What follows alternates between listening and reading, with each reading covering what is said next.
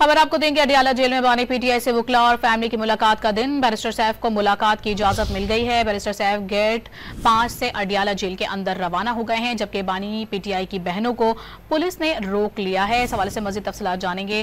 ताहिर नसीर हमारे नुमाइंदे हमारे साथ मौजूद हैं। ताहिर नसीर, बताएगा क्या तफसीलात हैं? बहनों को रोक लिया गया है, बैरिस्टर सैफ अंदर मौजूद हैं? जी बिल्कुल, देखिए आज सेंट्रल जेल अडियाला में बानी पीटीआई और बुशरा बीवी से मुलाकात का दिन था और आज पुलिस की जानिब से बैरिस्टर सैफ को और इसके अलावा उनके वकील चौधरी जहीर को और 2 बहनों को मुलाकात की इजाजत मिली है।